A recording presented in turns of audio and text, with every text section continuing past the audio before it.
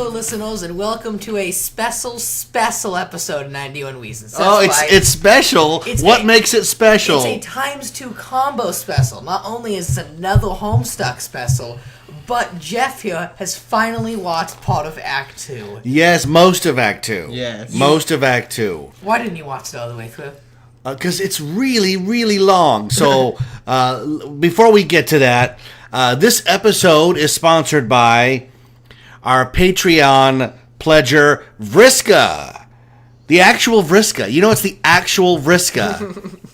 The actual Vriska has escaped the confines of Homestuck and has gone to our Patreon page, patreon.com, and searched 91 Reasons and actually pledged a small amount of money, or a large amount of money, whatever you want to call it, so that Vriska can control the show. And what Vriska requested this month was that we would continue watching. Who's doing these videos?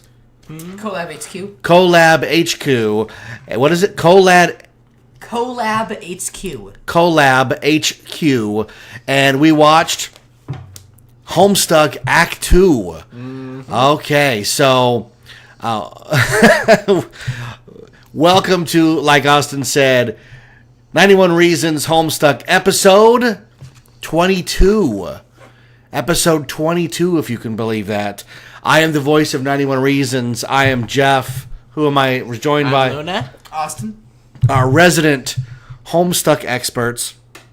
So we'll talk about Act 2 a bit, and then we'll move on to whatever the update was last week that you guys screamed and yelled for hours, right? Yeah. Okay, so Act 2 takes up right where Act 1 ended, and that's this machine has been built in John Egbert's house, and somebody across town is controlling a game, but actually controlling John's life. And we're not certain if that's really happening or what. Across the U.S. Yeah, okay. So John finds himself in a phantom zone, floating around Avatar style on rocks, his house and his car. And his job is to figure out how to get out of this. And he fails miserably and ends up dropping his car into the abyss, right? Monsters are threatening to attack his house. And in the midst of all this, we are introduced to a brand new character. Who is this guy with the sunglasses? Dave Strider.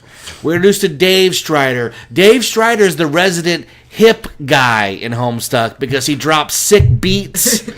His room is not plastered with awful posters like all the others, but he does have an unnatural fixation with little monsters, and since in the movie Howie Mandel's character Maurice urinates into jars, thus making apple juice, he won't drink apple juice, even though it's like Christmas up in here when he discovers a little stash of the magic elixir. And it's, correct me if I'm wrong, but Dave is now on a hunt to find his copy of the beta, right? His flew out the window. He's looking for his brother's. Oh, that's right. He goes into his brother's room. Now, his brother is a rap guy who raps via ventriloquist dolls. The most grotesque of them being Little Cal, although there are a number of naked ventriloquist dolls around the room. So, I ask you in a nutshell, what the heck is going on in Act 2? You pretty much nailed it there. But I didn't say anything. Nothing of merit happens except John loses his car. They continue to play the game. No, I take that back. Where we ended was something actually happened, and 7 gates were opened up in the sky by a grotesque grandmother character who explained to him that he's got to now go through the gates Atreyu style, a never-ending story, and sort of prove his worth, thereby saving Earth and the galaxy. Did I? No, I didn't get that right. No. You missed the crucial line, which is John said exactly what you said. They gotta save the world. Yeah. And then she's like, no, the world's dead. The world's gone. The world's gone. World's gone. They The point killed every of human being. Suburb is entirely different. You got to reach the center of the medium to reach the ultimate prize of creation, and then that's all you find out until a few thousand pages. You also learned about one land entrenched in light and one in darkness. Yeah, one land in light, one land in dark. They Yes. don't pay their Colonel. electric bill. The Colonel Sprite. broke in half. Okay, so I watched this, and I still, what am I, 2.5 hours in, 3 hours in? Mm-hmm. I still have no idea what the plot of this thing is. You're still a few thousand pages from there being a plot. This is all set up. It hurts my head. Suburb stops mattering after a while. Like, I mean, it's the main focus, but you don't have to know the intricacies or remember the names of the machines or anything like that. It is not a coincidence that Homestuck and Headache sound alike. But I will persevere. I will continue because I am the outsider, and I am trying desperately to understand. And what are we going to hit episode 30, episode 35 on this? And I'm going to go, oh my God, I finally got it. I finally understand what's going on. It only took 12 hours out of my life. Act 5, Act 2 is generally where there's an actual plot to it. Things start getting moving from Act 4, though. Yeah, Act 4 feels like a real plot. But you don't know the real plot. It just starts to feel like a real plot. It starts to feel feels like a real it's actually plot. He's actually going somewhere with this. Act 3 begins to form it together. And then they pull a thing in Act 5 that makes this whole thing start over again, you'll see. So I ask you again, what motivates you to keep reading, to keep hanging on to this if nothing happens? In my first week in reading, I went all the way through the first 3 acts. And end of Act 2 Flash is what gets most people hooked. Yeah, but you guys sometimes get bored with 30-minute sitcoms. You're like, oh, this is terrible. And I'm like, wait a minute. What's the Flash that they get hooked on? We haven't got to it yet. Everyone got to it. Okay. Because what did we see? Like, the fighting thing and Dave Strider's sick beat competition. Yeah. I think there's 2 more Flashes for the end of the act. What was the deal with Dave fighting with the bird? The bird? The bird was holding his copy of the game, and he threw a sword at it, and it killed the bird, and it flew out the window. The rambunctious crow is a key character later on. Like, that is like, oh my, half the fandom is crying about that character, even from today's update still. Today's update had a lot of focus on that crow, and we're all crying. That crow. Yeah, yes. Because, you know what? I kind of feel betrayed that Dave would talk about the rambunctious crow in that way the last update, you know? We also were introduced to some character in the far future. Mm-hmm. Who is that guy? The Wayward Vagabond. The Wayward Vagabond. And he's in the future, and he's like, is he looking back on what we're looking at, or...? It doesn't make as much sense because you're reading it all new. To people who are actually reading it, he's supposedly the one entering the commands. At least the all-caps commands. He's in the future, he found a hatch, he went down, and he found a machine that allows him to input commands to John in the past. Like, remember when there was the... Well, he just ripped this off from Lost. You haven't got to the Lost parallel yet. Don't worry. He'll start...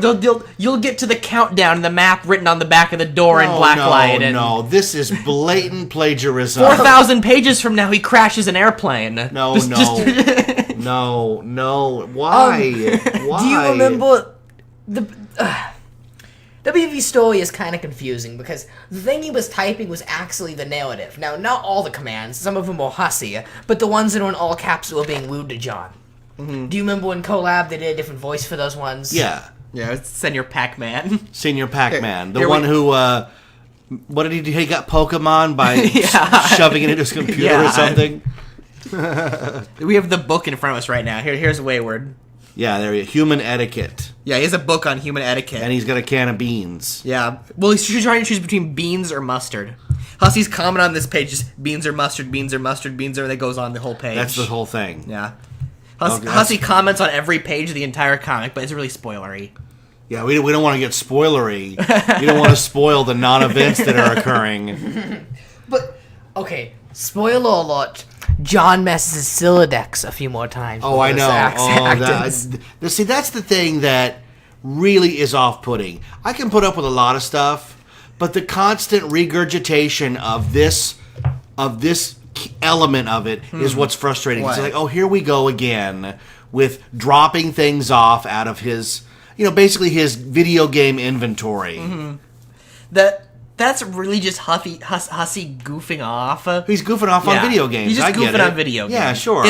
It'll have its ultimate payoff when Hive Swap finally comes out, but for now it's just this weird thing he did for the first few acts. And it just goes on and on. Later on, the whole reason the Sylladex system exists is so that captcha can exist, which will make more sense later when they start using the suburb machines. Do we ever figure out what that machine is in John Egbert's house? Which one? The big giant machine that got built. The Alchemizer, the Cruxtruder, the punch dot matrix. The one up in the bathroom. Or the totem it's in the bathroom, lab. right? There's no one in the bathroom. What's that big machine that got built? The Alchemizer, the dot matrix, the totem lab. Wait, The one that makes everlasting gobstoppers. the Alchemizer. The one that the Colonel Spite shot out of? Yeah. See, some of that was in Rose's guide that you skipped. She goes over each one again. Yeah, that I know. I didn't skip. You skipped I because skipped. even you I couldn't couldn't take it. it. You couldn't take it. Am I the only one who has read all of Rose's walkthroughs? I think so. You're the one guy. I knew- You're the one guy. When we move on to issue 3 of Watchmen, you're still reading the back pages of issue 2. You don't understand. They're kind of fascinating. You learn a lot about Rose's character, and it's interesting to learn about the game. And most importantly, they're a spoof on every bad game facts fact ever written. Do they still write game facts, right? Yeah. Rose Those are goes, just user submitted. Rose goes on this long rant about how there's all these copyrights and AACSI. How is it pronounced? ASCII. ASCII pixels. Here And we go. Here's our game. She just goes on about how I'm going to get straight to the point here. Here's my guide. No more extra garbage in between. Yeah, I can't take reading her game facts all the way through, and I'm writing a Homestuck fan comic about her game facts. You see the problem here? And you still can't No. read them. I've read them. I have. And there was a multiple little bit of times. Sweet Bro and Hella Jeff. Yeah. You know, like There they are in the book. They get their own colored page and everything. Yeah, I told you about the stairs, dog. Look, Hot God. Wait, when are we getting to Hot God? It's right here. There it is. Do your diatribe on that. Oh, no. Hot God. It's the worst crap ever, but it's supposed to be, right? Yeah. You need to read through this, too. This is you have to read on the computer, though, so. Oh, man. And there's only 50 of them. Only 50. But there's some of them are like a brick wall. And it's just a picture of a brick wall. That's the whole comic. It's a wall. What were you expecting? Oh. Well, I'll tell you. I did watch it. Mm-hmm. I enjoyed parts of it. Oh, here we go. The Rose fridge scene. You love the fridge scene, right? Oh, With the passive-aggressive that was note so and stuff. frustrating.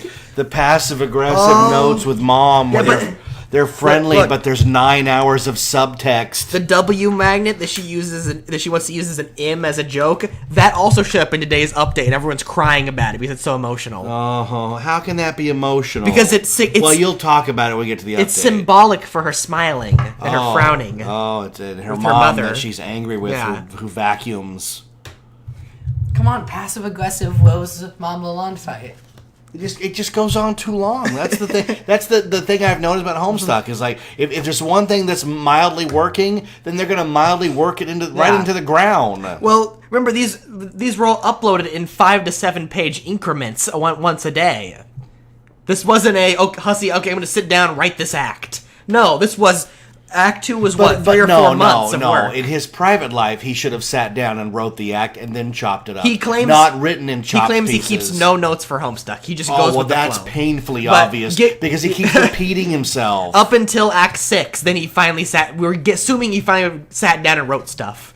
Because then he took the year-long break to write, and he says he has all the comic written now. We were talking, you know that J.K. Rowling has an entire team of people whose only job is to keep track of characters, families, spells, locations, so that if she contradicts herself, they can go, wait a minute. Yeah. As a guy who writes books that are pretty complicated, that's the hardest part is keeping track of all the things and making sure you don't repeat yourself when you get to page like 13, 1400. Yeah, Hussy's a master at that. He's a master at keeping track of what he's done, doing it, when to do it again, and at doing something, the whole Phantom yelling that he made a plot hole, and then making the next update solve the plot hole with like he knew the whole time to think ahead. Point out your plot holes elsewhere, Mr. Simpson.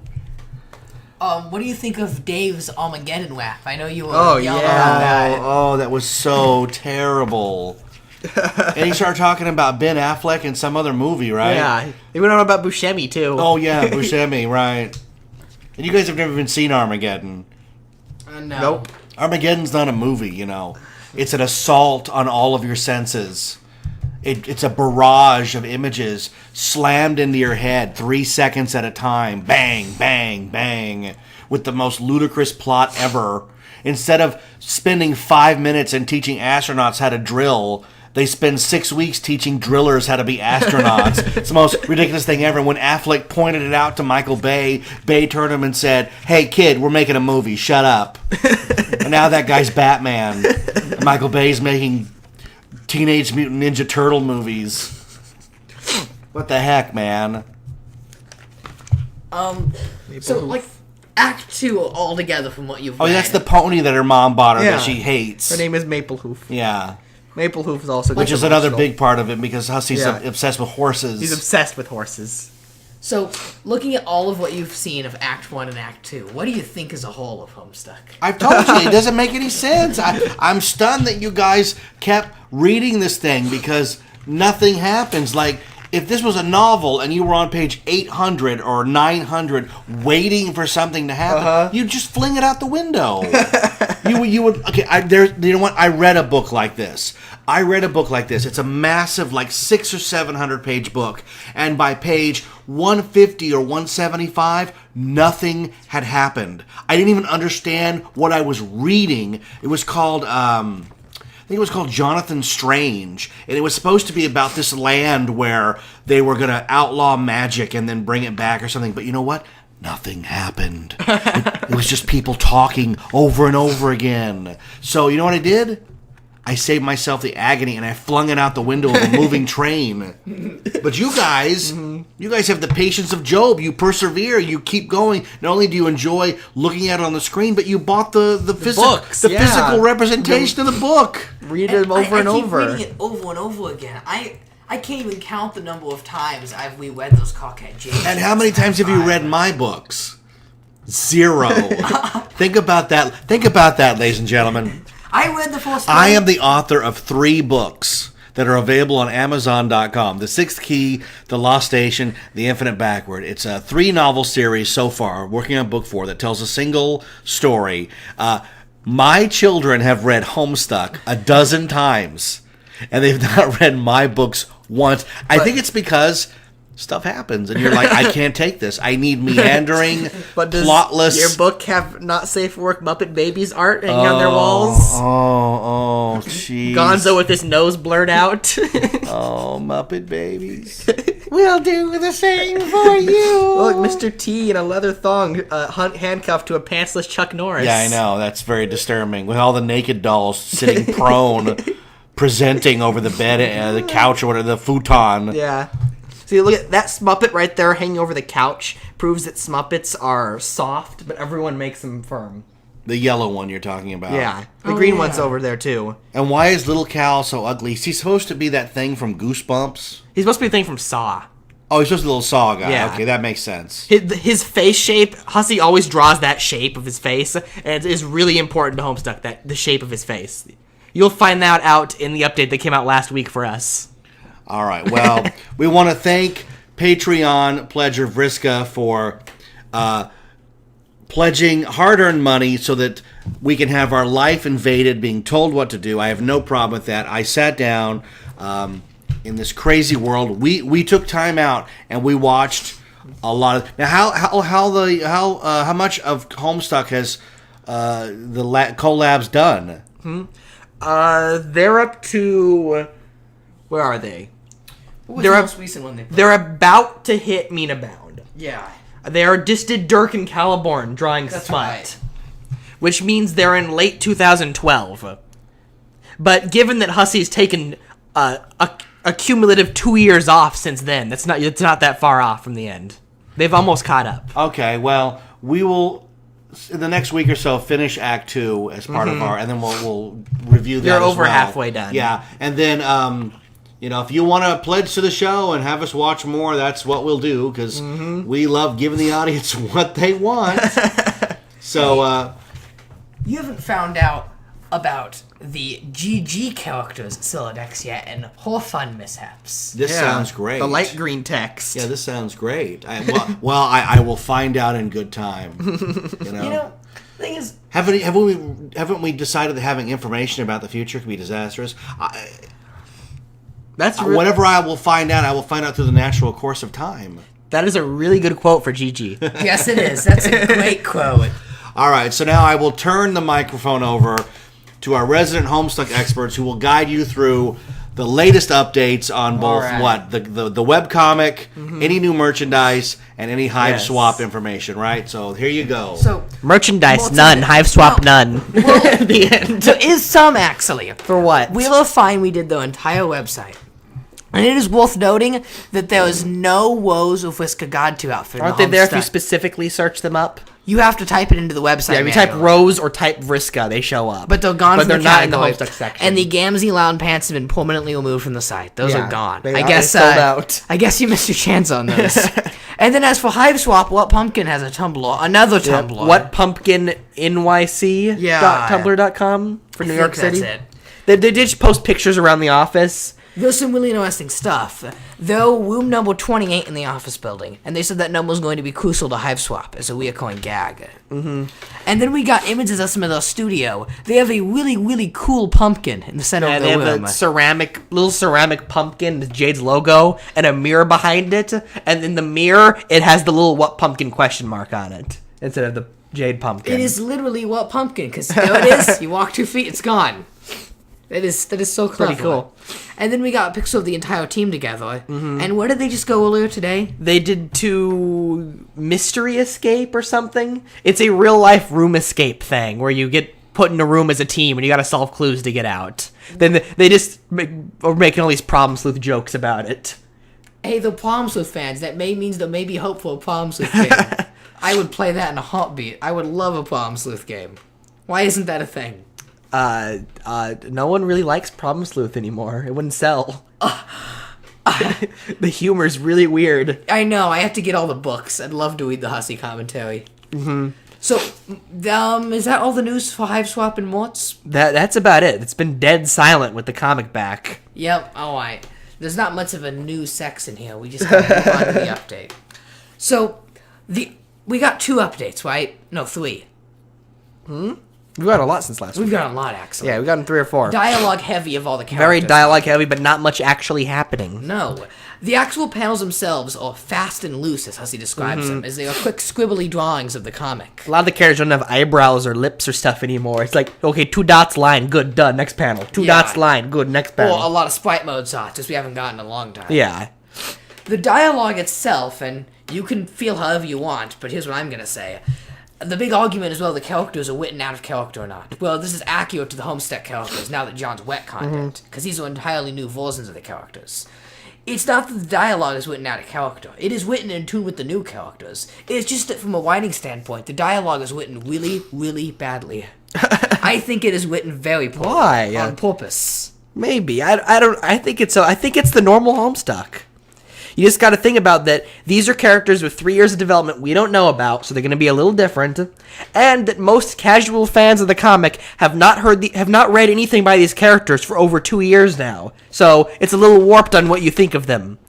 Having reread Act 5 over and over and over again in all of Carcat's chats, I am almost in tears over that Carcat from the last update. I cannot take it another second. Well, the Carcat's lost tune with his aspect, so from a story point of view, yes, he is going to be different.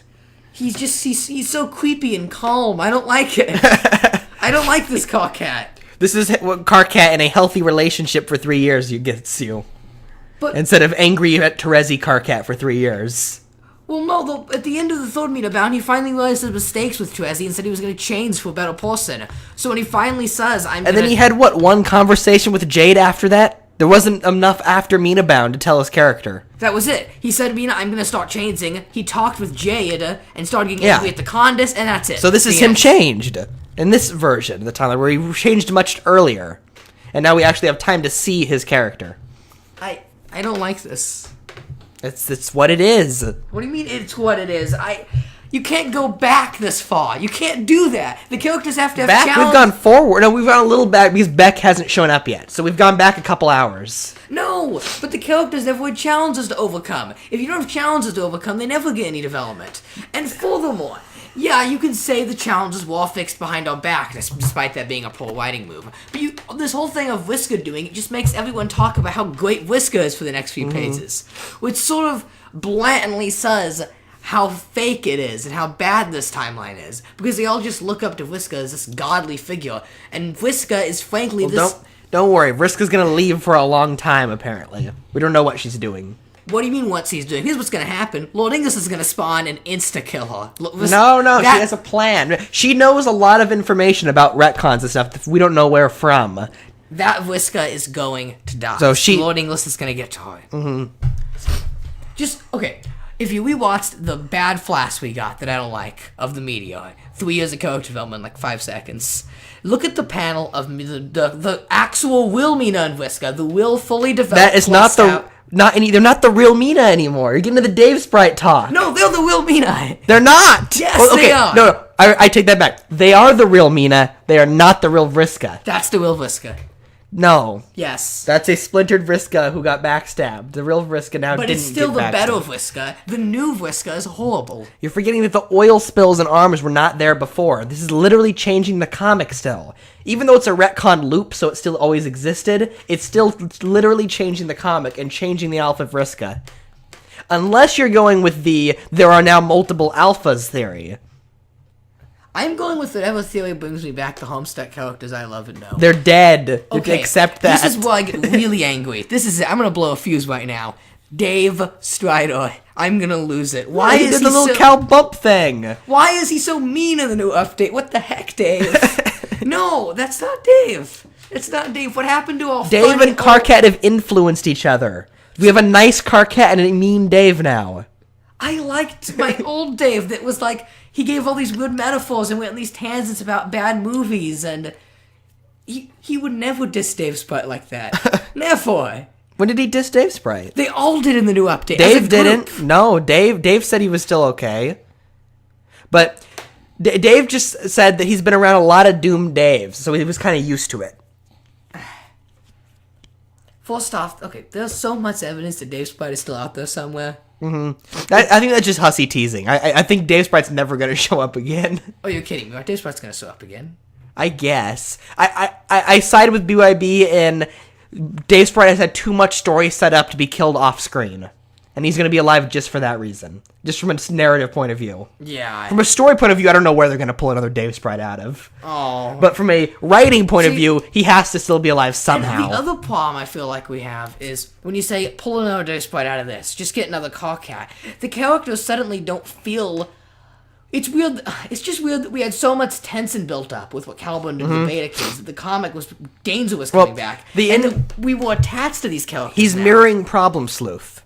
Problem Sleuth, by the time we got to the end of the comic, death didn't matter anymore because they just warped back to death and walked right back out into life. But, so now, most of Homestuck death has been irrelevant because of dream bubbles and stuff. So the next logical step is to make life irrelevant. Doesn't matter if they're alive because it's never the right characters. Doesn't matter if they're dead because they're always going to come back. Yeah, see, the thing is, it's not even a matter of... I wouldn't mind it if the whole death thing didn't matter because it would still be the character we love and know following them and what they do. But when you have like 10 different Carcats just pulling them all out, it sort of makes... You're not the real Ace Dick! Fiesta Ace Dick cries. It sort of makes the characters feel really, really disposable. Well, they are! I know. That was the whole point of the first... You said you'd like the first run of Vriska better, right? Yes. The entire point of that Vriska's story arc was to teach you that their lives are disposable.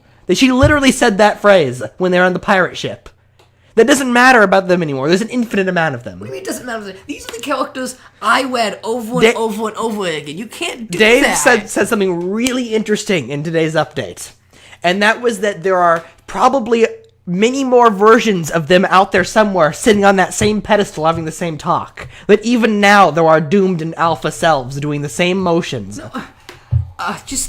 Okay.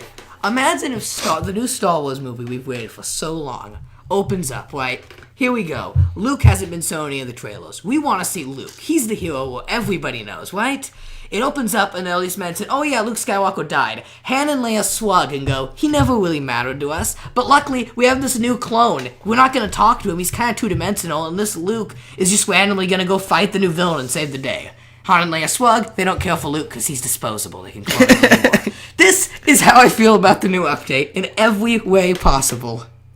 That's what it feels like. You're taking the characters we love and know. Have you seen the Clone Wars episode? Not to go on a tangent with the Clone Wars, but where they show a clone trooper who escaped the war and is now living on a farm with a family.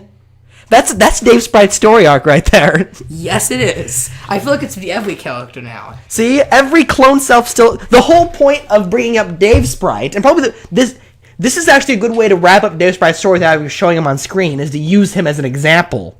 That every Doom self still matters, and every new Alpha self still matters. That these group of new trolls and kids are just as important as the old ones.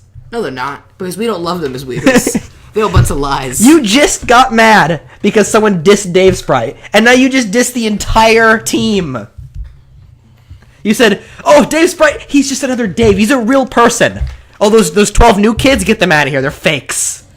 Like, you can't do that. Dave Sprite is... Either Doom selves are real people or they're disposable. You gotta pick a side. I like Dave Sprite. He's written very well. I don't like the new characters. They're not written very well.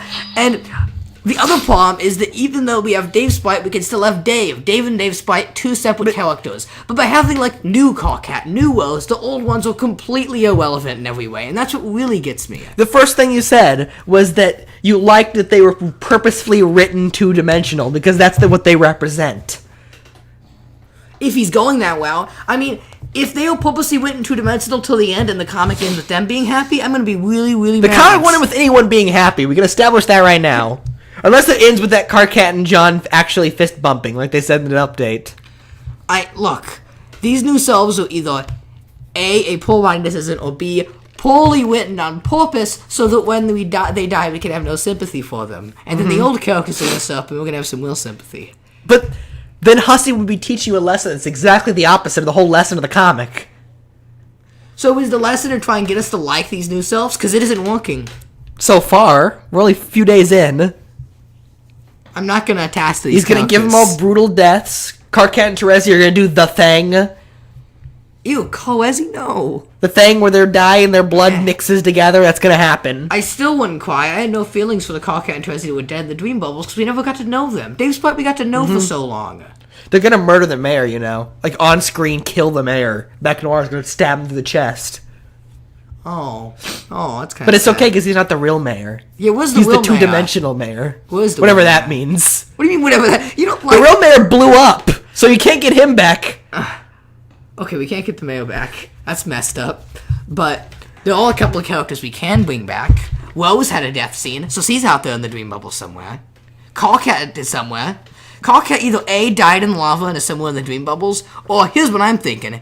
He sewed up somewhere with Echidna. He drowned to Echidna through the lava and made a deal out with them. Time doesn't make sense in Dream Bubbles. Anything always happened. So it's very possible that those game over selves were part of Vriska's army when she was on the pirate ship, and she's already killed them off to learn English. How dare you? That's so mean. And then makes him so disposable, which is not the point here. Mecton Welfin somehow ends up in Universe C to die at the end of High Swap, okay? Okay, look, you're jumping way ahead of yourself here with Hive Swap. Here's what really matters. All main favorite characters have been replaced. Okay, here we go. I found another metaphor that's Star Wars related. Imagine if, when, in Spaceballs, when they do... Spaceballs! When they go, we just got those stunt doubles, and it's like the stunt double selves. Make him stop now. Imagine if the stunt double selves is who we followed for the rest of the movie. And that's it. For no reason, we followed the stunt double selves of Spaceballs. That's how I feel. I don't even know what to say to that. I'm imagining Rose smoking the cigarette like, yeah, I'm Rose. I'm the new Rose. That's kind of... Well... The mayor. Mayor with the big cigar. I don't like where Hussey's taking the comic. I don't like it at all. Like, my goodness. And... am I supposed to only like John and Woxie now because they're the only real characters left in the comic? Yeah. John, Woxie, Vriska, and Mina? But I don't understand. They're all the real characters. That's the whole point of this. That's a dumb lesson. From a writing standpoint, that's a dumb lesson. I thought he was going the meta route, and that Homestuck was about a meta lesson. Well, it's going to be that too, but not as evident as we think. Although after the Illuminati flash, who knows? Even though that was made later, because the page numbers didn't match up. Yeah, Hussey made that in like a week, right? Yep. He's drawn all the panels previously, so they're already all page numbered, but that one was out of whack, which means that he made that flash after drawing the new panels. So it was probably drawn within the last month. I just, for example, when I got to the end of Act 5, Act 2, for my forced read through, I was amazed. It was the greatest thing I'd ever read. These chats were so well written, the plot was getting so good, and I'm like, next page, here we go. Everyone's gonna meet on the Meteor. This is gonna be fantastic. And that obviously didn't happen because we introduced the Alpha Kids. I stopped reading Homestuck for a week. I was so mad. Now, well, that's because they stole your OC, Jane Crocker. Oh yeah, like a sucker though. I get it, sucker, because Act 6 lollipops. Okay. Suckers. You gotta spell it out really slowly, like Doc Scratch and Cascade. But like a sucker, I started reading it, and I kind of liked the Alpha Kids. I mean, they're okay. The plot was still slow moving, and I enjoyed the meteor scenes a lot more. But I don't know, because how do you get so hyped for all these characters meeting on the meteor, but when they all actually meet up for the first time in comic, I'm not as hyped. I feel that as if I was reading this on my first read through right now, just blowing through the comic. This section, this arc we're going through with the whole retcon shenanigans, would be another section where I slow down and start to not be as Why? interested. Every character is sitting in the same place. They're touching. This is major stuff. The Caliburn sections were riveting. I loved those. But I like those more than the actual But you gotta have story. some plot at some point. We're nearing the end of the comic. He has to get to the plot. I know that, but I don't know what to do when there's no tension now. I have no attachment to these characters. I don't care if the next Flash is loading this warps in and kills all these characters. I have no attachment for them. Mm-hmm. Well, I don't care if Lornish kills anyone, because they're all disposable. Exactly! He's ruined the attachment to characters and any sort of tension in the comic. That's what Hussey does with his work. They all end like that, if they have an end. What do you mean all end? Problem Sleuth was the only one that had an end. And even Problem Sleuth, the characters never felt disposable. Hey, he brutally murdered Barty, and he came back the next episode perfectly fine kayaking. Hussey doesn't care about killing off characters and caring about not bringing them back. Well, the problem is, for the first time in Homestuck, we have characters written off, not in a good way. They were just randomly written off. You need to read Whistles. I do? Why? Where did that come from? That's a random thought. I'm too busy raving about this update. It ties in with this all. Okay. Wizard E. Herbert had the same thing. Does Whistles happen to get murdered and replaced by another Whistles? So Whistles is like a two-dimensional? Whistles, they murder the bad guy, and then he... Spoiler alert. And then they had... I don't know. You don't even know. They adopt him as their kid. Okay. It's confusing. He's an alien, and they clone 1 million of him. But the thing is, at the end of that Caliburn act, I had so much hype build up because the Beta Kids were in danger. We were finally getting some of the plot. And the first time in a while, I was super hyped for Homestuck. There was tension. I was attached to these characters. I didn't know what to do. But that's all gone now. Because now the characters are literally disposable. I don't know what to do. Oh boy. I think Hussey's happy the characters are disposable. Because that's everything every one of his works has led up to, and he never gets there because he gets bored. As Sir Wizard E. Herbert would have gone if he hadn't quit writing halfway through. Sir Whistles would have gone if the next volume had ever come out. This isn't what Hussey wants. This where Problem Sleuth would have gone if he had more narrative space. Problem Sleuth is fantastic. What do you mean? And it ends with all the characters having infinite lives and multiple versions of them all. Yes. It just didn't get time big enough for him to pull off the grand stunt he's been saving up. It's just that... I don't know. I feel like Hussey is beginning... What if he does set to problem here? What if he realizes less attachment to characters equals less T-Sort action figure and lunchbox sales? Attachment to characters create sales. And this is where one of my theories comes up. I think he really does have a plot here. I think he really does have a big thing planned. And I'm starting to think that he's realizing he's coming to an end game and that he finally has to get things moving. So before the comic ends, I think he wrote all this just so he can get like 20 pages of Scored Sisters so he can get some T-cells from fans because fans of the comic really like Scored Sisters. I'll tell you this. Rapture is still a thing that's coming. We will know when Rapture comes. It wasn't Illuminati or anything because he'll make a news post mentioning it. And I have to say that he's making such a big deal out of Rapture because whatever happens story-wise on that day is the thing he's been leading up to probably since before Homestuck. Probably had some idea as a teenager. I want to write a story that has this as a major plot point. Well, isn't that... And Rapture's got to be that plot point. I thought that was the day we were finally going to see the act of the Beta Kids stuck in the house and see where we go with that. Maybe. But maybe that's it. Wherever they are. But then again, I care less for that because suddenly these are just disposable characters. I said it back Gigapause.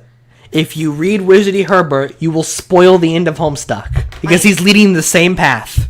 I know Wizardy Herbert. Mm-hmm. It is the end of the comic. Yes, absolutely. And what's even funnier is that Wizardy Herbert has no end. To know the end, you have to read Homestuck. Yep. It loops in on itself. And with the end of Wizardy Herbert, and we're gonna get a little spoiler here. Well, these people already know the end of Wizardy Herbert. Roxy wrote it. That's right. If you read Homestuck, you only know the end of Wizardy Herbert. You don't know the other 200 pages. But a little spoiler here. Wizardy Herbert finds out that he's just a fictional character. Yes. Created by his brother?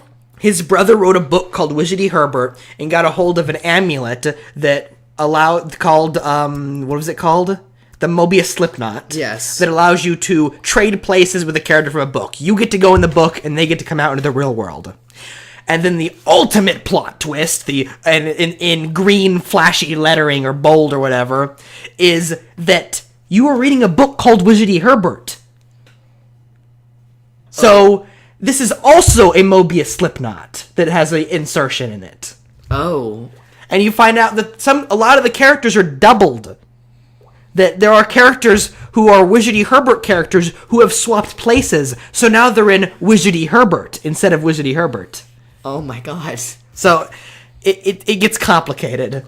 I want Homestuck to get that meta. Mm-hmm. My goodness, do I want to get that meta. I thought when that record stopped and that gray hand stood up that Carcat was finally going to talk about this meta stuff, and that he was going to do a Doc Scratch segment, and we were going to get in-game panels featuring what John did to the timeline or whatever to lead to the end. Mm-hmm. But by doing this Doc Scratch segment, we would still have Alpha Carcat, Alpha Jade, Alpha Spade Select, Alpha Rose. That might still be a good way to recap right at the end for the last 100 pages or so, but it's not what it needs to be done to keep the plot moving. We just need to do exactly what he did. Skip the meteor, cut right to John arriving in the session. That's right what we need to get to.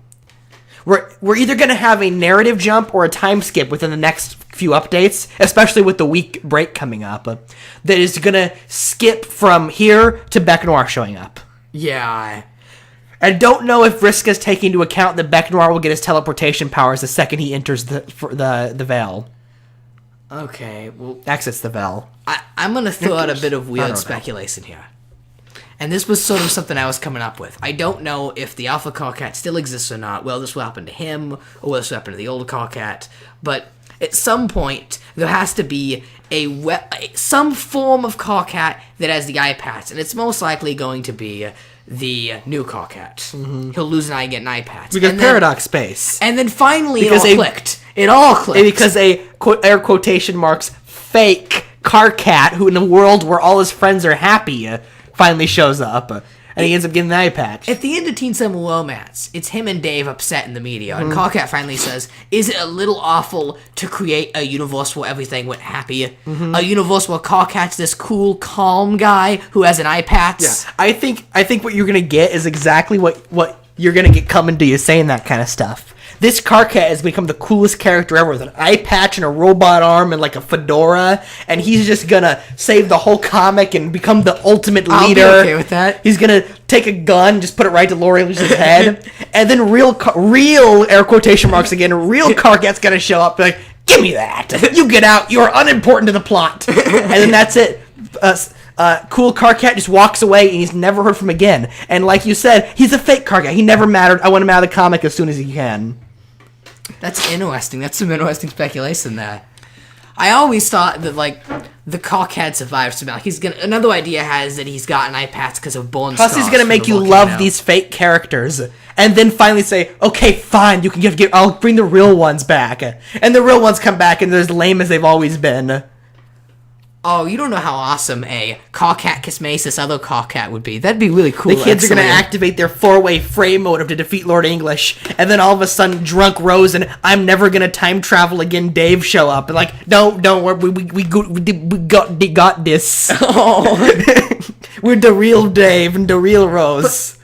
I'm just fascinated that Teen Summer Romance is the new Sessin in every way. Starting from all the characters being happy to Cool Suave Cawcat, to Terezi and Vriska getting along, to Tavros finally redeeming himself and being cool, to Vriska being the cool one and leading the team. Literally everything. It was even slightly mentioned that Teen Summer Romance Cawcat liked Dave. Like, literally everything connected. Mm-hmm. Was it obvious that Zach Morrison was in the know here and he purposely wrote that comment to force out the next act? Especially those lines at the end. A future Cawcat saying, not only did you create some awful timeline where you badly interpreted all your characters and friends, but you create a version of you that is nothing like you at all. And then the other Cawcat leans out and goes, well, is it really that bad to create a universe where everything ended out happily, even if all his friends are poorly written now? Mm-hmm. The way it even says poorly written really gets meta and makes you think about the new updates. Because here is Cawcat arguing to Cawcat about Cawcat's fanfiction that he had poorly written versions of his characters, but it's all right because it's a happier timeline. He's also playing off sad stuff and fandom just wanting the characters to be happy. Is it worth the characters being happy if you lose character development? I think that's the ultimate lesson he's trying to teach you. Yeah. Like, yeah, it all started from that Kickstarter poster. That's where you can all lead it to. All the characters happy and laughing. And people will so cry. People are still crying. Eridan wasn't happy? He never is. Any timeline, any retcon, he'll never Eridan will never be happy. But stuff like the Kickstarter posters, people really wanted to see all the characters together happy. So maybe he finally did it with Teen Summer Romance, and then he's doing it for real now as a joke on Teen Summer Romance and a joke. There's on so many different ways Hussey can take this. I don't know what he's gonna do. There's a lot of paths. I hope he doesn't take. He's gonna do the one we don't expect.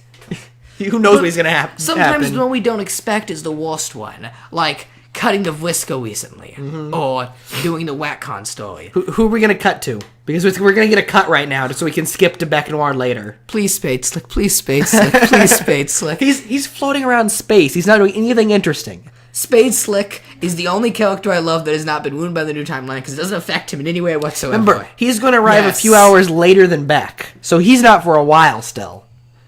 Beck just has to get in the session and then he can warp right to the kids. Jack has to get in the session and then fly all the way to Sky. I've been waiting 2 years for Spade Slick to get that since I started reading. Mm-hmm. All I want is Spade Slick to get in there. He gets in WhackCon, nothing's different. He's just a few hours back. He's just like, get in the session already, Spade Slick. Just get in the session. Oh my goodness. Oh my goodness, these whole updates have set me into a headache now of WhackCons and alternate selves, and he really has made this. Right, these characters, these kids, have to get to the point where they're confronting Caliborn. They serve, at least the kids, not the trolls, but at least the kids survive Beck and survive Condis and beat their game and end up teleporting to Caliborn. To be sucked into a house forever. Unless it's not the same kids, because Dirk was surprised to see Arceus. Are you saying these are a third set? We don't know. Third set. We don't know. All we know is that Dirk didn't recognize or was very surprised at Arceus, which we don't know which Arceus it was. Now there's two of them. Is that even like another John? Have we come to the point where Homestuck is a bunch of disposable characters as Caliborn and Roxy Alon watch it all happen? When John jumped back to talk to Terezi, he created another John who had zapping powers. So yes, it could be another John. Oh my goodness. Plus, John went back and took the ring off the ship and then warped back. So that created a third John. So if you want to get really technical, without loops, there are technically 3 unstuck from canon Johns. But Hussey is probably going to ignore them for the sake of simplicity. Oh my god, I have such a headache from this. Why couldn't it be like, the beta kids trying to beat their game, and oh my god. And we also have 2 unsprited kernels that are going to get the worst junk thrown into them of all time. But Vriska says that they're going to be Vriska backups. Says no. And then Terezi says it's going to be Nepeta and Fefway to make Nepeta, the Sprite, and Feferi Sprite. No. I'm still voting on 2 Solix and Feferi, but who really knows? When you still have Broken Glasses Arceus running around, Hussey obviously does not care as much about the kernel sprites as we thought he did. Yeah. I thought those would be the big part of this story arc right now, is that the fact that there are now 4 new kernels, And then one of them's the same. Tavros is pretty much the same. You know, Dave Sprite was kind of a joke. This new Dave's kind of a joke. If we throw the Dave in the corner, we'll get like a new jokey Dave Sprite. You need a crow then. Plus, he's either going to be Jake Green or he's got to be Roxy different. Pink. He's like the new Dave Sprite. Dave Sprite, the new Bats. I don't think you could do that because Pink and Green are the only sprites left. And the sprites still have to have something to do with their color. Oh. Plus, he's still very What about adamant Tavros? about that. What about Tavros Sprite? That was because of the Vriska and Tavris. And now the second loop around, he has to do it the same. Okay. These sprites are way too similar. By the way, Tavros can get a second prototype or something, can he? He could. We don't know. We assume he could, yeah. Well, what would you like to see in these other sprites? We could have anything. We could have a Hussy Sprite. Where's the Sweet Bro Sprite? Where's the Maple Hoof Sprite? That'd be such a throwaway gag, though. Maple Hoof Sprite was in SpriteCon, Paradox Space. Mm-hmm. Do you still think that's the most important Paradox Space ever? Probably. It probably has something in there. What if they just sprite the two sprites together? Well, you create a paradox. What if you sprite Doc Scratch? What if you sprite the butterfly? What if you sprite anything? I don't care. Just sprite something. Just throw the corner at him. Saying there are two sprites off screen somewhere just isn't cutting it, Hussy. Something's gonna. These were supposed to be the major jump. How do you in the flash showing Dirk about to sprite something, and then you just randomly cut to the end? I'm so confused. It felt like that spriting scene was going to be important somehow, and yet it No, wasn't. Arquia still showed up. The glasses are still cracked, even though he didn't crack them. Who knows? I'm not happy with Hussy's writing style right now, but he's got to go somewhere with this. It's Hussy. BYB is saying that Aerosol has to say exactly the same. Why? Because Caliborn is post-retcon only. Oh, okay. But I don't know about that. I'm still on the side of pre-retcon Caliborn dominated, post-retcon Calliope dominated. Yeah. But BYB is very much on the side of there were no pre-retcon cherubs. They only exist post-retcon. I don't think so. Yeah. Because I'm also on the side of the timeline acts as if it wasn't going to get retconned until it did. Yeah. But BYB's on the side of, no, retcon looped. The timeline was always going to get retconned. Caliborn never existed because that's not the loop how the loop worked. What about Calliope's book, though? They show the original Dave and Carcat drawings. But we didn't get to see it this time, so maybe it looks exactly the same. They said they were giggling drawing it. It was a goof. But it still ended up with them drawing square tables all crooked like, I don't know. Someone brought that up to BYB, and he just said, sometimes things in Homestuck end up the same, even though they're done differently. Just like how they say the same phrases over and over again, despite never hearing them. It's just a constants. Like if Terezi and Carcat were ever to die, they would land in the exact pose they did in Act 5. Even though it was a doomed timeline. Because constants and variables. Just because constants and variables. Oh, boy. Here's what I think. Okay. Last time we saw all the characters about to win a game, an unstoppable demon that John created zapped in and killed them all. Lord English is also an unstoppable demon that John sort of created. So how much you want to bet that's going to come in and wreak some havoc on the new Vriska is foes? also trying to do something. She's on some path to do something. Which, knowing Vriska, is going to end up creating an invincible demon. Yeah. But she's either creating Lord English, which would make either, on my side, a second Lord English, or on BYB's side, the first Lord English in the first place. But John did that. Well, it makes sense if every character had a part in creating Lord English in their own way. Which they technically pretty much have already. Yeah, I think it's already been done, and Vriska's just going, well, I need to be a part of that. I'll make my own Lord English. He'll be Lord English. And that'll either end up making Lord English or making a second Lord English. So he's going to make a second red Lord English to match the green Lord English. But Red Hulk, Green Hulk. Maybe, but I feel like that'd be out of nowhere. That's not set up enough. There was a lot right now that wasn't set up enough. If Hussy's going to squeeze in another Lord English link, aside from LE, Caliborn, Union Jack, Falcor, then it has to be Calmasis themed. That's the only place left to go. Yeah. Is an AH infused LE. Who is Calmasis? When are we going to see the real version of Calmasis, or at least a villain in the form of Calmasis, or something? There isn't. Why does Calliope's Calmasis suit. look like that? We don't know. Do cherubs exist? Because There's so many that just takes you mysteries. back into the Alpha Guardians knew more than they should, which has not been explained, and I see absolutely zero chance of Hussy getting around to that by the end of the comic. And there's no way to tie into Hive-Swap, so we may never know. I don't know. As for the cherubs creation, is it really Carcat, Jade, and Lil Cal, like BRB says? It seems realistic to an extent. I don't know. I mean, if Carcat were put in an ecto chamber to create Humans them, weren't ectoed. They're just a byproduct of Carcat messing up his session. Yeah. So it could be that just touching the door creates a species. So that's all they need to do, is for Carcat and Jade to touch the door together, and then they'll create cherubs. Yes, but that would involve Jade Cat being canon. Hussey is destroying my hopes and dreams of that ever And I becoming really canon don't right like now. the idea of Little Cal being used in the ectobiology for cherubs, because Little Cal contains the soul of Caliborn, Aarqueus, and Gamzee. So that means cherubs contain parts of the souls of AR, Equius, and Gamzee, as shown by Doc Scratch. And then Caliborn has those souls in him, and then he's put into Little Cal with Equius and Gamzee. It's a loop, which so Hussey that likes. So then that Little Cal, but that Little Cal then has Caliborn, Little Hal, AR, and Caliborn, Little Hal, AR, and Caliborn, and this goes on infinity. And there's so many souls packed in that thing, it doesn't make sense anymore. Oh. But isn't that what Hussey likes? Confusing loops. But that doesn't work. It just does not work. They can't mess with Cal like that. Are we about to see the Suburb logo appear? The big door for the kids to touch? They have to conform the ultimate alchemy for it to appear, which we don't know about. Carcat does know because they won the session and he did it. So, And Carcat needs to speak up, but he won't. he never does. Maybe Kanaya will speak up. He won't talk about the ultimate whittle or the ultimate alchemy. Kanaya seems a little more straightforward in this timeline, so maybe she'll be the one to speak up. But if the ultimate whittle was told to all the trolls, why haven't any of them talked about it? Why is it only Carcat? And why does he get so nervous? Because when Hussey Act hadn't 5? thought of it yet. He's still trying to think of it. All we know is that you have to beat the Black King so he doesn't stop you. You need the King's Scepter to take command of Skya. You need the Genesis Frog to put the new universe in. The universe becomes part of the frog. And you need the ultimate alchemy to spawn the door and complete the game. But we don't know what the alchemy is. And you need to solve the ultimate riddle in order to piece it together and create the alchemy. And from the ultimate whittle, we can get Adron Kaleido Yes. and Mobius Trips. Yeah. Well, and also the frog hasn't been explained yet either. That ties in with the Alpha Guardians of, I don't see any possible way of Hussey ever explaining that. It flashes the full colors of the Beta Kids. His eyes do. All we know is there's the Genesis Frog was warped to Jade as a kid. That's the only canon thing we know.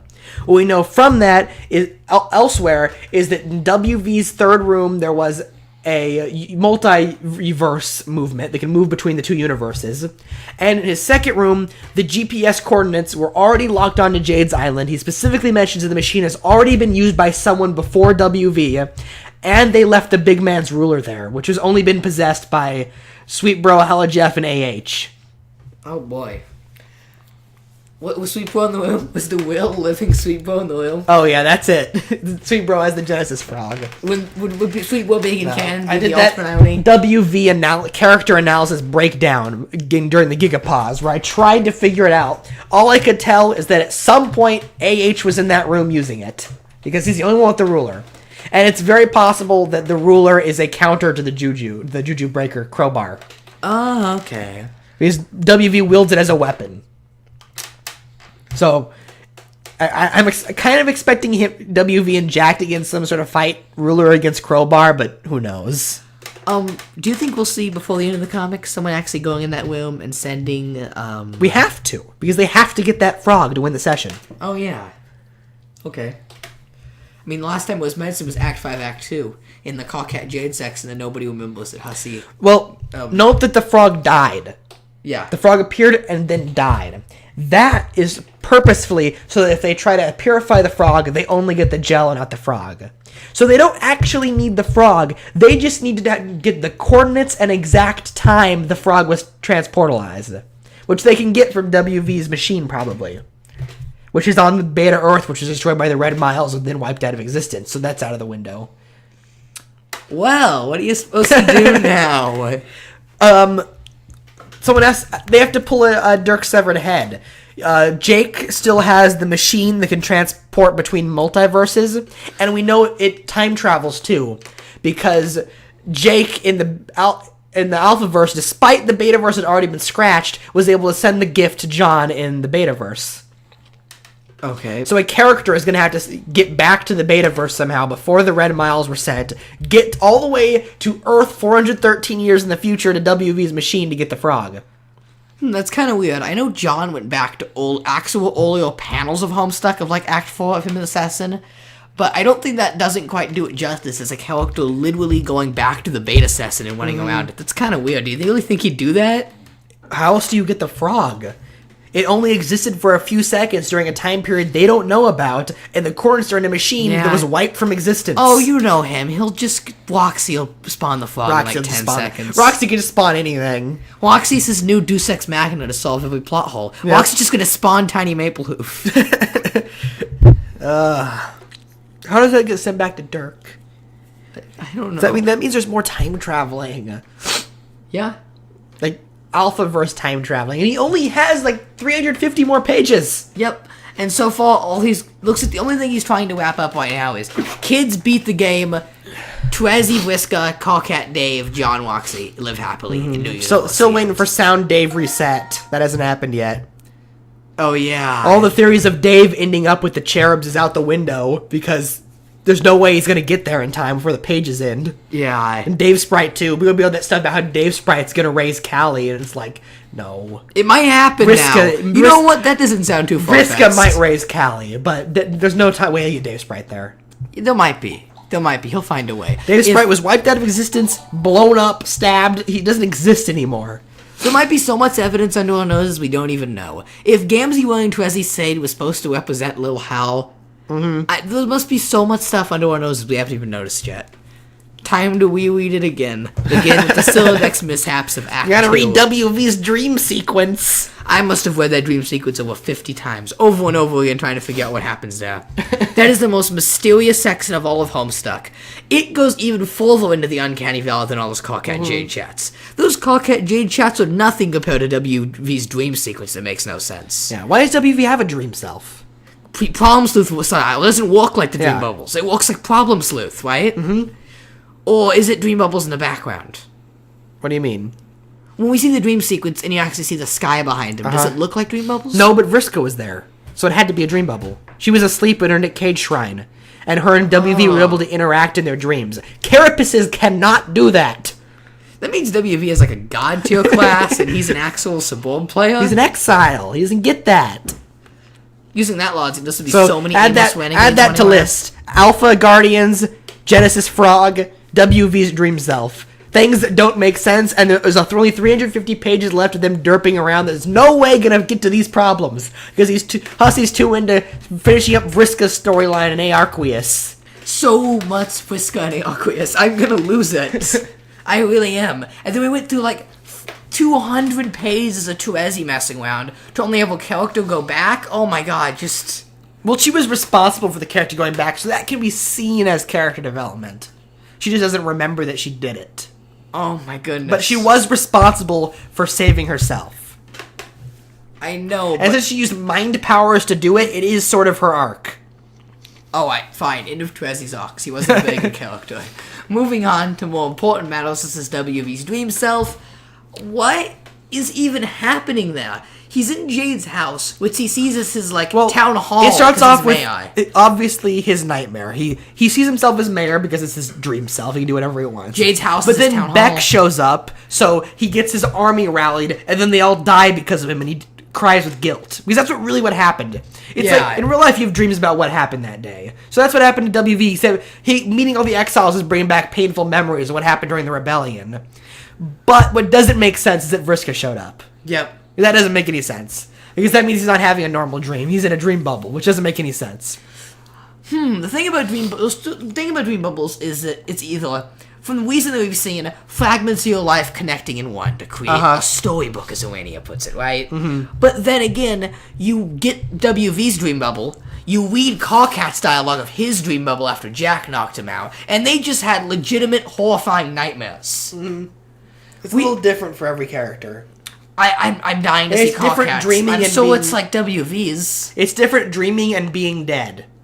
Yeah, that's the major difference. There's a difference of falling asleep without your dream self and being dead and having your soul go in the bubbles. Yes, but how come Latula's dreams then are just horse skateboarding around Prospect, running around the same thing over and over again, how come her dreams aren't nightmares with Matuna? Because she died, so her soul is in the dream bubble. She gets to fully be in it. When you're just visiting the dream bubbles, when the horror terrors get all up on you. So then how come Rose can fall asleep in the dream bubbles and just hang out with Kanaya at the beats area with Eleni? No, that was their physical selves walking around. Okay. The only time we saw Rose asleep in the dream bubbles is when John is fighting Bec Noir. And that was a pretty scary looking dream. Yeah, okay. Okay, how about Cockhat in Mina Bound? He falls asleep and he just walks around. He fell asleep, turned into his dream self, and then walked back to where he was sleeping. Yes. He broke some dream bubble rules there. Okay. I'm just really lost on dream bubbles. We haven't seen one for a while, though. I mean, we just saw Mina and Vriska. Yes, but we haven't had a actual character falling asleep in it. So, oh, you know what? No, we had Jade and Callie, and that is really weird looking. Yeah, another one. Reminder that Callie didn't put the stage there, and that's also unexplained. It's another instance. And we know Caliborn's is a different stage, so it must be Alt Calliope's stage, which doesn't make any sense. And if she's dead, it should be a memory of something that actually happened to her. Alt Calliope's dead too, right? Unless they mentioned the dream bubbles form around what you're thinking about, right? Mm-hmm. That they are your thoughts put into a physical place. Mm-hmm. Considering Calliope's so heavily based around imagination, emphasis on that word a lot, it would make sense that she'd be really, really, really good at controlling the dream bubbles and making spawn what she wants. Use of space alone, class alone says she is. Okay. She's good at dream bubbles. It's practically like season Gary's mod, so he can spawn any props he wants here. The only problem is that they make a large point in the comic over and over again that in dream bubbles, time and space are reversed. Yes. But she still controls physical realm while she's in the dream bubbles. So it's not too messed up. Wait a second, what's it Radia? We don't know. There's two of them now, okay? There's two Radias. If you're safe from retcons when you're in dream bubbles, that means there's two Aradias and 4 Solixes? 4 Solixes. How many Solixes? 4 Solixes. There are 4. No, because Aerosol got wiped out, so 3. 3 Solixes. Oh, one's gonna die. We have to have 2 Solixes. We gotta have 2. You gotta keep them. Where are they? Where is it? It's 1 with Aradia, 1 with Nepeta and Feferi, 1 with Aradia, and 1 in the refrigerator. Yes. Yeah, so there's 3 Solixes if the safe from dream bubbles thing is true, like with Punk Vriska. Oh my goodness. It's unbalanced. One of them has to go. Well, one of them is a decapitated corpse in a fridge, so I don't think it's going to last much longer. There's 2 live ones. But if that... Half alive. They're half alive. If you really can go in the dream bubbles to survive the retcons, then that creates a whole new confusing thing. Now it really messes me up. How come... Wait, you're telling me that Rufio, for example, when he got in the dream bubbles, was still abusive with Damara in a bad relationship? And then the beta kids came with the trolls, and they didn't help at all, so he continued living his life, and then the beta kids with the trolls arrived again, and they helped him live his life? It's if that's Rufio. True, and it is true because we saw Punk Vriska have the same reaction, this is now happening twice. Imagine being a doomed version of one of the kids, and the meteor comes in, the kid comes out, you're like, oh my god, there's the real version of me. Goodbye, real version of me. And then 3 years later, or it's dream bubble, so it could be 2 minutes, could be a century. Another meteor comes by and says, hello, we're the alpha version of you. There goes the alpha version of me off, and it's wait a second. Yeah, and... Yes, they saw it all happen twice. It's the same alpha trolls, the same Vriska, the same Mina. The meteor trip happened twice. And I might have pointed this out in the last episode. I don't remember how much we talk in podcast and how much we don't. But it's now 2015 in the comic. Yes, even though it's only 2012. Because another 3-year journey has happened. You mentioned that in the last episode. Yeah. Canon space, it's 2015. So, I'm trying to find a 612 here. It's 6 years now, and 12 what? Are there 12 people alive? I'd have to recount. 12 months, counting the alpha kids, how long they were in there? 12 months in a year. 6 years. 6 divided by 12 is 1, 2 divided by 6. Illuminati confirmed. Cue sound MSPA weed mental breakdown. Solix, there's 3 Solixes. 2 of them are half alive. Half-Life 3 confirmed. Oh my god. Illuminati confirmed. There you go. So, we get one more update tomorrow. Yeah, and then it's a weekend off. Come back on Sunday. What is he going to Then we get another week. Well, it won't be anything special. Next week's will be special because then we got a week-long break after it. Okay.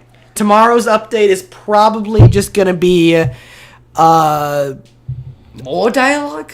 Probably just more dialogue, yeah. What, just is more it generic. Jake Ingles gonna talk? Vriska's going to explain to John the you plan. say more generic as if it's not interesting and how it's like two-dimensional. Vriska is going to explain to John her plan, because John didn't get to hear it all. Yeah. She won't recap exactly what we saw a couple days ago, because that's boring from a writing stance. She's going to tell John some new information so that we, the readers, get to know the information, so that when Vriska doesn't do her plan, we know she's not doing her plan. That implies that Hussey's trying to make the writing really interesting for the readers. I'm not finding the writing very interesting right now. I think he's been really good at summarizing everything we've missed and getting us up to date on Vriska's plans. Even though if you're talking about the characterization is a little weird, then that's to be expected with all that's happening. But the actual plot beat, the motion of the plot, is still pretty well paced.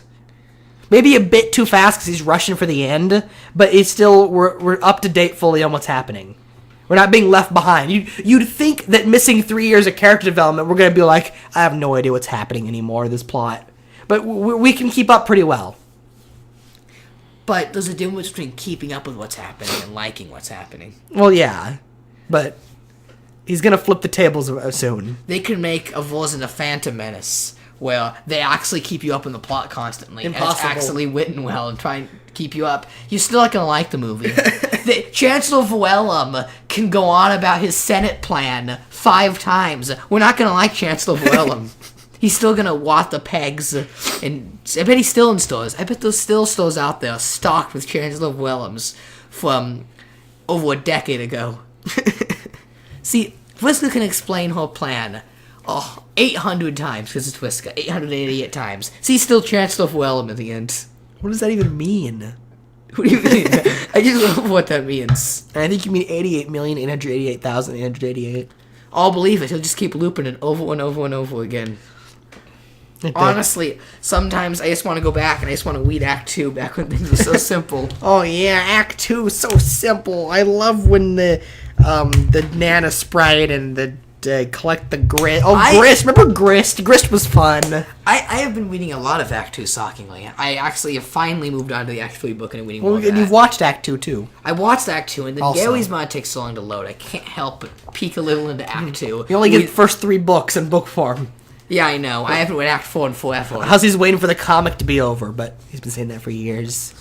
I've read this Game Facts walkthrough one too many times.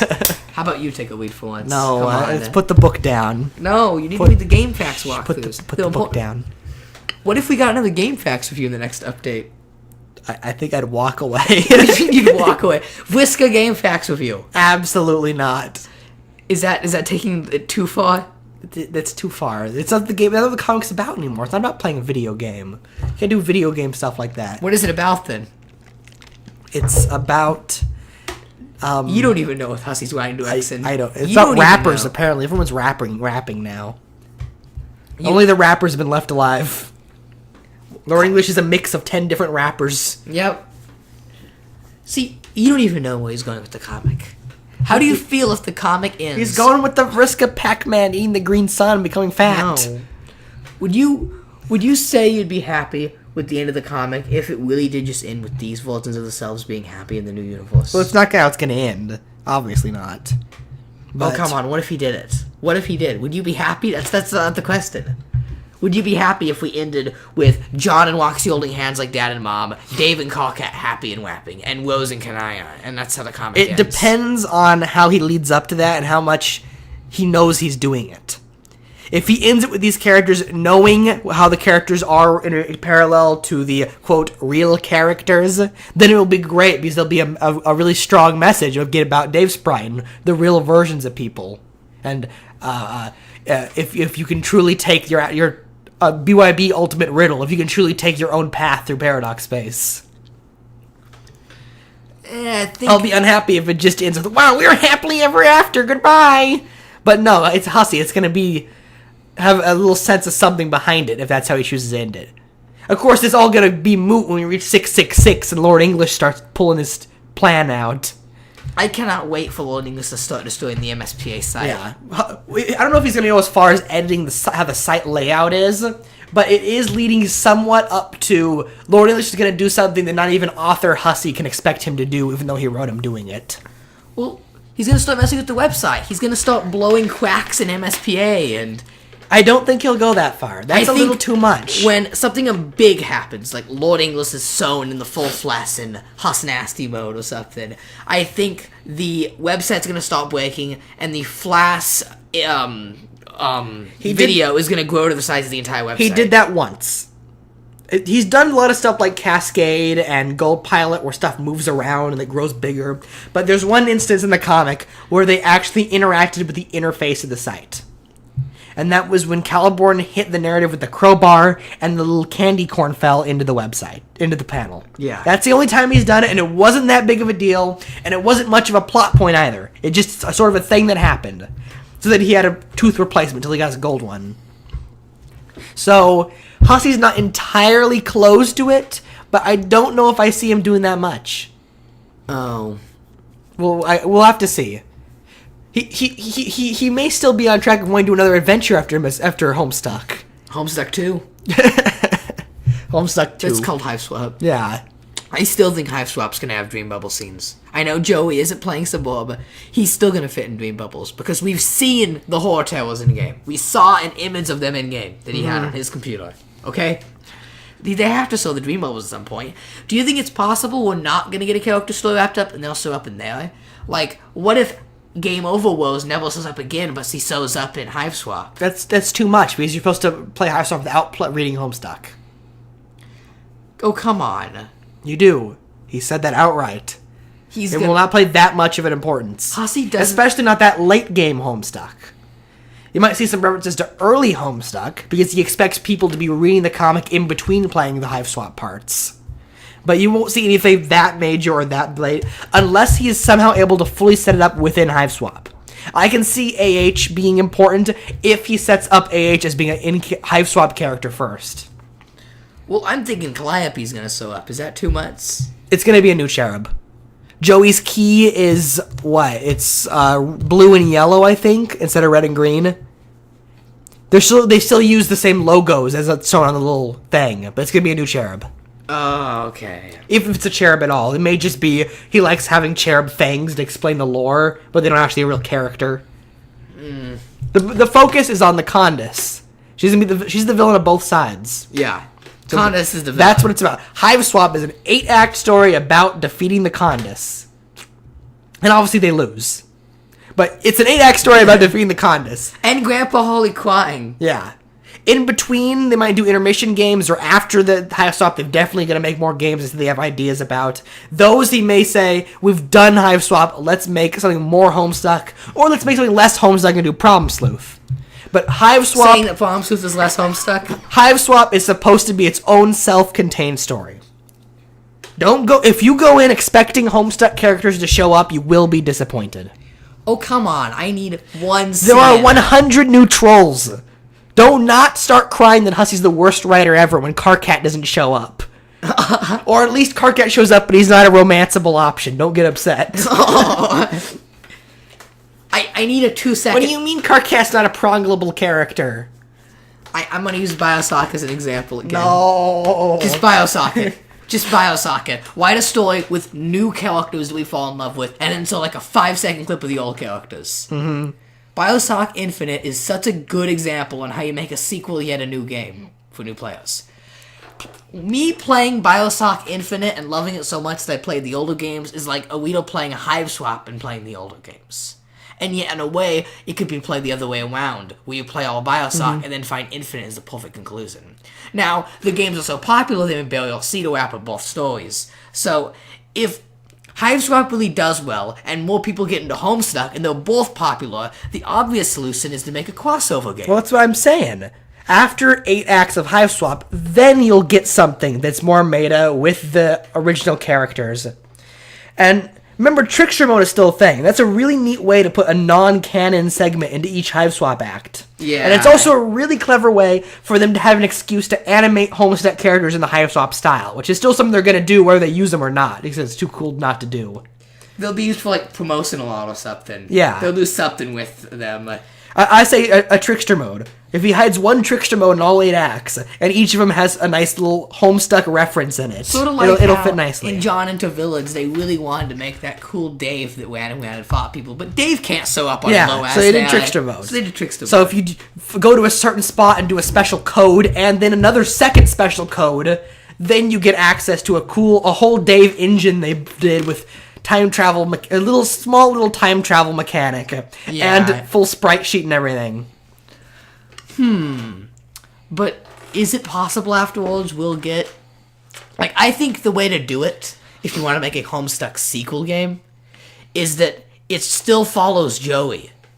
But Joey in the Dream Bubbles. Because obviously he gets more to the end of the game, so what we can tell. We don't know. Oh, come on. Some of the characters end up in Universe C, and some of them aren't relevant when they reach 2009.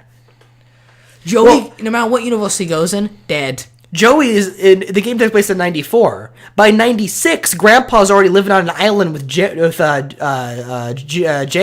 Apparently raising a child because he feels like it's some sort of redemption, and talking to plus dolls because By he's lonely. by 97, 98, Grandpa is having a tea party with an inanimate object. He's gone crazy. Of course, Jake's always a little crazy, but it's still that's a little too crazy for Jake. Hussey, we read that in the Act 3 book here. Hussey says he has a special kind of brain. Yeah, but that's because he's a scarecrow.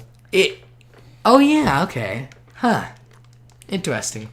But is that this news to you? Jake's the scarecrow, Dirk's the Tin Man, Roxy's I know the that. Cowardly Lion. But I just now caught that the special kind of brain refers to the fact that he's a scarecrow. Well, yeah. Okay. Dirk is soul, heart. Okay. And he builds a metal robot of himself. Okay. Roxy's a cat, and her whole story arc is about her getting courage. Okay. And giving up. Yeah. So, wait. If Grandpa Holly's depressed and alone on an island, can we immediately assume that the wife is dead before the game even begins, or she's going to die, and that Joey and Jude are going to be gone, and then Grandpa Holly gets depressed and alone that he's failed his family, so he goes to an island in the middle of nowhere and sees Jade as a chance of redemption? Seeing as how Joey already has a little portrait of her mom up on her shelf, I'm assuming she's already dead. Yeah. And it is interesting in the images, there's what appears to be a teenage Roxy. Yeah. A young Mom Lalonde. So, I once again, excuse to model something. Yeah. You're fitting alpha kids into the betaverse just so you can model them. They just want Roxy to sew up. Yeah. They really want Roxy to sew up, okay? One of the Hive Swap team members like, no, we have to have Roxy! We also have to see Blow make Jade's robot. Mm-hmm. Because Jade says the call cat once he made the frog. Hussey already confirmed all Beta Guardian storylines will be wrapped up in Hive Swap through Easter eggs and Jade just makes little the snippets. Genesis frog. My grandpa built me a robot, but my memory's kind of foggy. And it's a panel of who is very, very obvious, a slim figure with a belt and t-shirts doing robotics. Building a robot that runs on a uranium that looks like Brobot. It's so obviously Dork Strider in every way. I mean, come on. Jade even mentions that her memory's a bit foggy on the page. It's so obvious. And it's not unprecedented that big plot twist that Dirk Strider was your uncle. They just did that with Rose and Doc Scratch. They just did that. They literally just did that. Mm-hmm. So... Little Cal is Dave's uncle by that logic. They're going to try and fit as... Oh, wow. Wow. They're going to try and fit as most as they can to have stuff. I can feel it. But if you really do a sequel thing of Joey and try and fit in the beta kids, the one way to do it is Dream Bubbles. And I think we'll jump way, way, way ahead, like eons after Homestuck ends. That's how I think you do it. That way you can have really drastically looking different Dream Bubbles. Mm-hmm. I want to see Joey run around like Canopolis as the mayor is like taking control of all the Paradox space. That's a Topian mayor. No, is it a Back to the Future game now? I'm telling you. This is such a good idea. And the kids are all old. Except they're not really old because they don't age, but you get the idea. Do they not age? That hasn't been confirmed or denied. You don't age in Dream Bubbles. Oh, okay. I thought you meant God tier, even Dream Bubble selves. AIDS, he said he'd rap. He said before the comic ends, he'd discuss AIDS God tiering and cross-alien human troll relationships and reproduction. Mm-hmm. He's never going to get to those. I don't know. He also said Dirk Jake would be in-game canon. I'm calling shenanigans on that. I'm calling so many shenanigans on that right now. We don't even know what Dirk is. He's most likely dead right now. He's flying in. They said only villains were flying in. Yeah. No, they didn't say They said that. the bad guys are flying in. Okay. That means Dulk's one of the bad guys? No, dead. I don't know. The Yes. Jacks are flying in. All 4 Jacks. Why is Dulk Jack? He's a prince, which in a deck of cards is the Jack. Okay, I guess it makes sense. It makes sense. Don't worry. It all makes sense. The only out of character is PM, but she's technically a Jack now. Yeah. But she's with Beck, so that it's like here's my +1. Dirk's +1 is his sword. Space Slick brought the oven, which is all the Midnight Crew. He's sneaking them in. And all the felts. He's Yeah. got everyone with him. He's got Miss Paint and all the felt with him. He's missing the 3 other Midnight Crew members, but that's okay because they're all in the session already. Plus Boss Cause dead. Hossbuster getting beheaded is not something new. There is, however, what Diamonds do in a Club's Deuce, right? Did Diamonds die? He died off screen when Jake Hope exploded, but we don't know if that happened this timeline. Okay. So, Club's Deuce is alive. We know at least Club's Deuce is alive. Oh, thank Diamonds God. Droog probably this time, yes. Wait a minute. How could Club's Deuce be disposable yet? I love him. Wait a second. Maybe he's the only exception. Yeah. You can have 1,000 Club's Deuces, he's still Club's Deuce. Club's Deuce is with Sahu and Zillywave. The robots, you'll be super This glad. is like our 10th Club's Deuce, right? We've had a lot of Club's Deuce. Clubs die. He guess Club he's Deuce, with Club Sahu and Deuce is Zillywave, dying. who in narrative say, you'll be glad you built these in the future. Yeah. That also hasn't happened yet. Club's Deuce is going to save the day with them. Uh-huh. Club's Deuce driving the big drill Gorg. Maybe the reason why Drone Gorg. multiple Carapacians being disposable and me not having a problem with them is because they don't have dialogue. I think that's a big factor. The Midnight Crew does. in Midnight narrative. Crew, yeah, okay. But other Carpacians. We don't even know if WV can talk. Yeah, well, yeah, okay. I'd love to have WV dialogue. I feel like Tom Kenny is the perfect WV in every way, no matter Send what your voice. Pac-Man. Look, it doesn't matter if you do Tom Kenny doing the Mayo voice from Powerpuff Girls or the Ice King voice. It all fits. It all fits really well. It just works, okay? How about voice acting in Hive Swap, huh? They said no. How about the sequel's voice acting? They said no, and you'll see why. I'm assuming that means there's a narrator, but I'm guessing it's just because the music's so good. No, it's tedious. I need to have dialogue. I wouldn't mind it if they did a Hive Swap sequel that had all the canon characters of dialogue. They didn't I do it wouldn't. because Collab wants to do it. But hire collab. Hire some of them. Get Octopimp. Wait, don't actually. Don't get Octopimp. Never ever get Octopimp. You don't know. No. Get Octopimp, make him Cronus. Make there him you go. Cronus. Octopimp is Cronus for Hive Swap 2. Featuring Cronus. Yes. Main character Cronus. Done. Confirmed.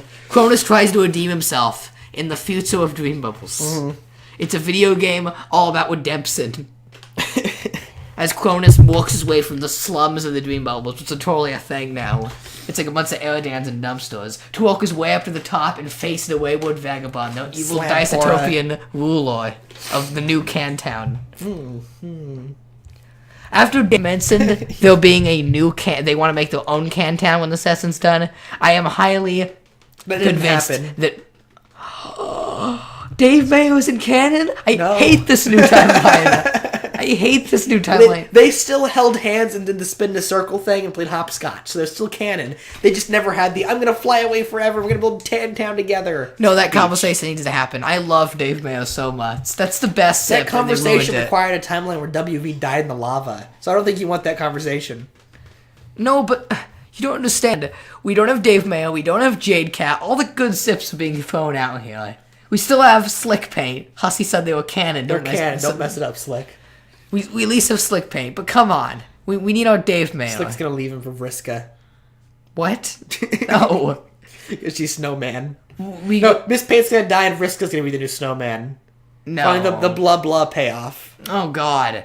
Well, I still think that Cockhat and Spade's gonna form a new Midnight Crew. And the 8 payoff. And- Vriska has 8, and she's blah blah. Yeah, well, I think the And payoff she's to that blue. is And she gonna- has blue blood. Yeah. Snowman has blue blood. Vriska. Okay. This is confirmed. Jade is also Snowman, though. There's a lot of snowmen. Yeah. I think the ultimate payoff to Snowman is going to be Cat and Spade Slick forming the Midnight Crew at the end of the comic. And the final way of showing all the villains at once and the kids coming together to form a plan is going to be the Felt Blueprint, but with all the villains. And it's going to be Grimbark Jade, blah, blah, in the center, with Crocodile Jane Plus, and Lord Inglis. If this really is one big game of Suburb, with now the Green Sun as Sky, we gotta have all Midnight Crew. You have to have the side mission where Jack says, "Okay, we're gonna get rid of the Queen this way," and then they're gonna exile the Condis. And that's gonna be Cat and Spade Slick working down to take the Condis. They're gonna exile her. The side quest with Jack Nar is meant to exile the Black Queen. I would be very surprised if the comic ends with the Condis dead.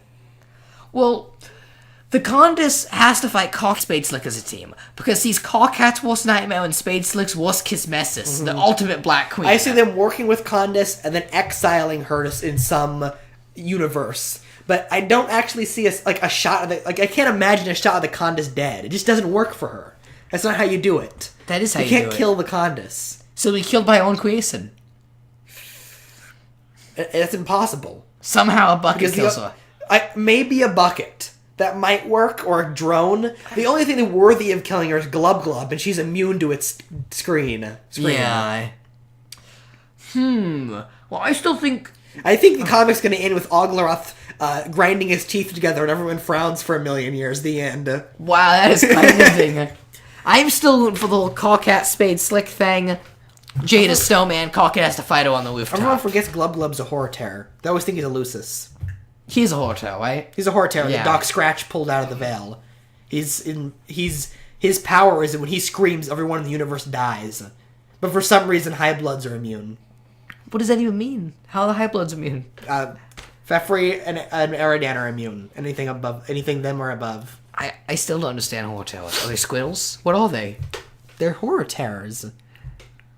Well, everything in Homestuck has an explanation of some sort. They're the beings residing in the farthest realm. You can summon them by putting two windows together and twisting it into an infinite formation that Roxy has laying around her house, so they might actually do that. Wow, why would That's how Prom Sleuth spawned Floothlu. Oh, yeah. Another interesting connection to Prom Sleuth. I think with Ace Dick's harpoon being sewn in that stump in Mental Breakdown, that Prom Sleuth is really going to start connecting more. Come on. We need Death to sew up. It's not going to connect all that much, because if it hasn't by this point, by 7,000 pages in, there's not enough time left to do it. And if he did it, it'd feel really awkward and shoehorned in. Aw, come on. It'll loosely tie with some connections, like alternate Calliope looking like Death and the harpoon showing up. But it won't be plot relevant of 7,000 pages in, well, hope you read Problem Sleuth, because now you don't get it. Well, I'm still waiting for my Hive Swap 2 featuring direct Problem Sleuth connections, exciting, finishing canon character storyline. Hive Swap's broken into 2 games for a reason. It's 4 and 4, not 8. And there's going to be an intermission between. It'll probably be a mini Problem Sleuth game. I'm telling you, the second one is a combination of Homestuck, Hive Swap, and Problem Sleuth, all in one big, amazing, big budget game. The third game will be. Yeah.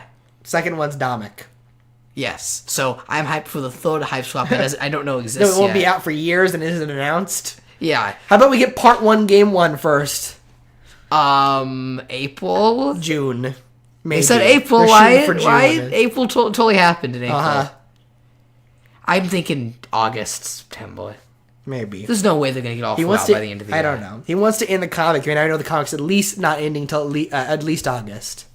He wants it done by September was his dream, right? Mm-hmm. But I'm still thinking... No, August 26th is his dream. Next 413? Probably. But theoretically, it could be done by 10/25, but there's no way he's going to physically be able to animate it in time. So it'll be next 413. I wonder how much outside help he'll get from Team 2.0. I don't know. If he gets a lot of outside help, he might be able to make 11/11. Wow. Maybe. But who knows? I'm still thinking 11/11 for a big Condis Cat Slick showdown. By 10/25, normal updates will be over, and he'll just need to do the Final Flash. Come on. It could theoretically be over by 10/25 if he had it done. With how incredibly slow the plot's moving, we'll be getting our Slick payoff finally by 11/11.